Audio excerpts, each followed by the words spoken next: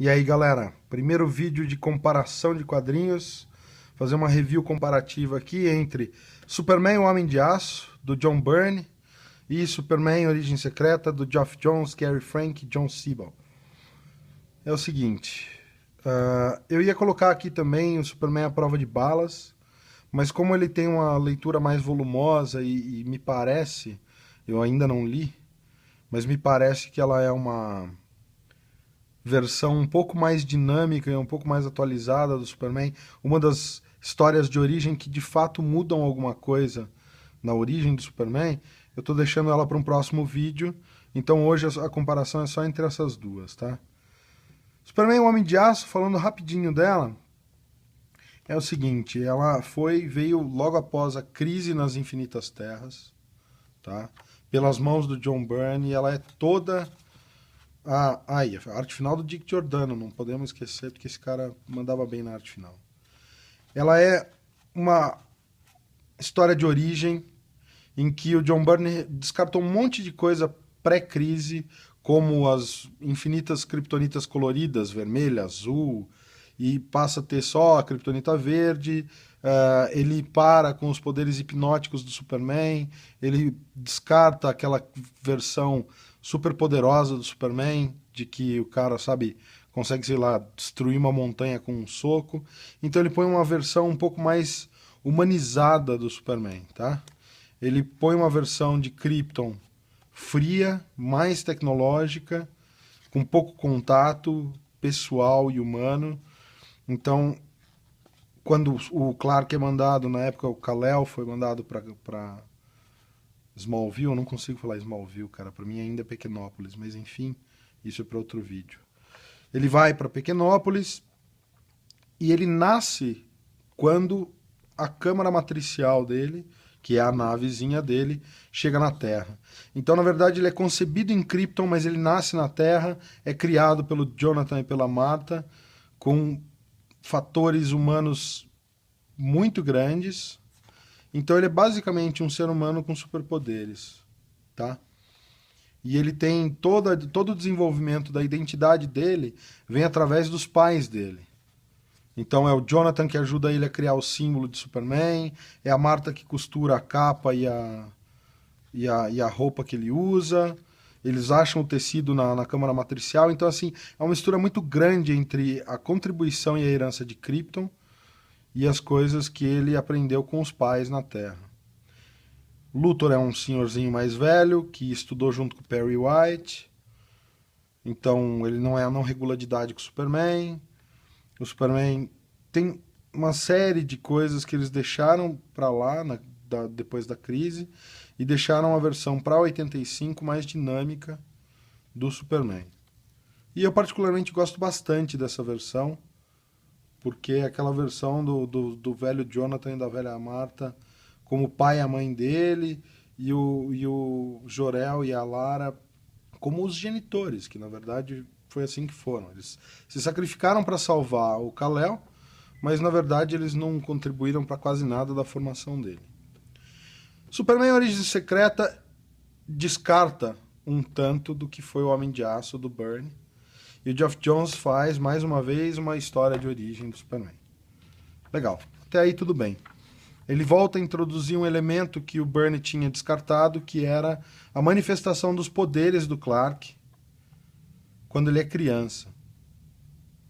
Então, grandes mudanças é porque o Geoff Johns ele volta a inserir elementos pré-crise e ele se pauta muito no filme de 78 do Richard Donner, dirigido pelo Richard Donner. Então ele pega muito essa ideia de que o Clark foi desenvolvendo os poderes quando criança, que ele foi ganhando os poderes já criança, que o John Byrne não usa. Ele usa uma figura que lembra bastante o Marlon Brando e a Lara, os pais kryptonianos do Kal-El, na versão que foi usada no filme de 78 do Donner. A navezinha dele também é uma nave espacial que lembra um foguetinho. Então ele retoma as kryptonitas coloridas, ele utiliza de novo a ideia de que o Lex Luthor veio de Pequenópolis também, era amigo do Clark, amigo não, mas conhecido da época da escola. Então ele põe um Superman basicamente pré-crise, puxando um ou outro elemento do que virou o pós-crise do John Byrne. E ela até que seria interessante como uma versão, óbvio, variante do Superman, porque se for para contar a mesma história, não tem por que inovar, né? Não tem por que você recontar a mesma história, só republica o Homem de Aço e tá tudo bem.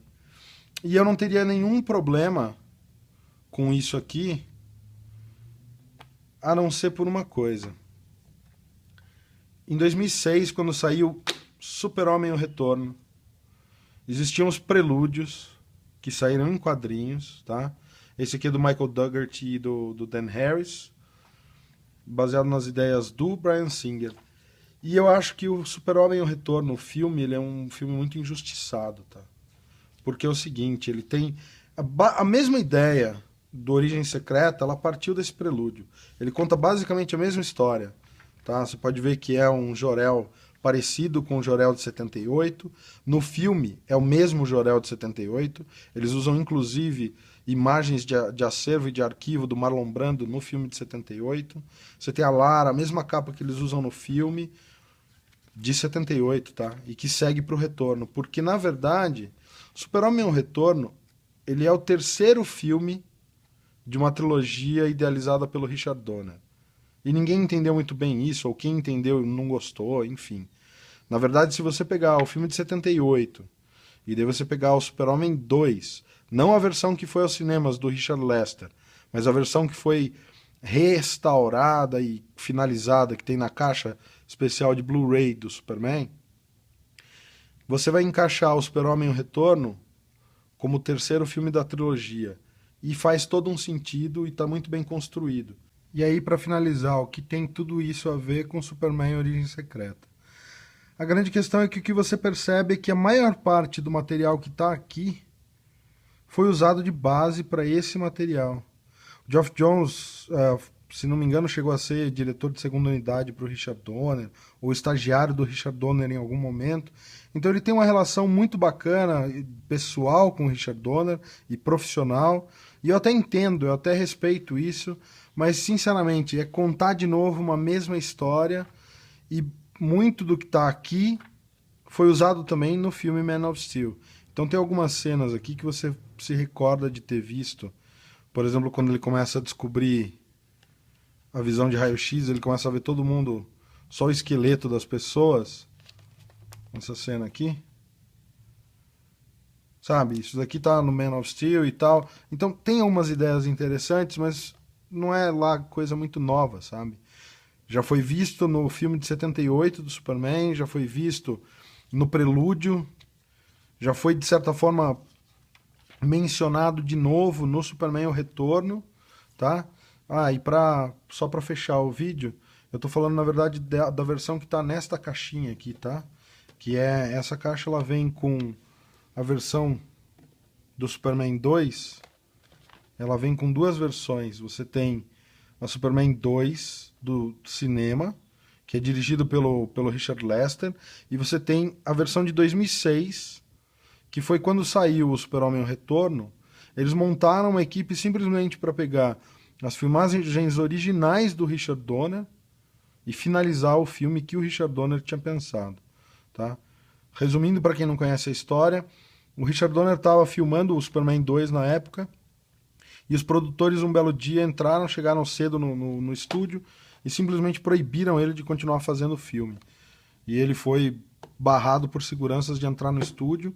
Quando ele finalmente convenceu os caras a deixarem ele entrar no estúdio, ele chegou lá e tinha um cara novo, já filmando com os atores, e estava mudando tudo que ele tinha feito do filme. E aí isso deu um baita rolo, até que em 2006 convidaram o Richard Donner para finalizar o filme que ele tinha imaginado.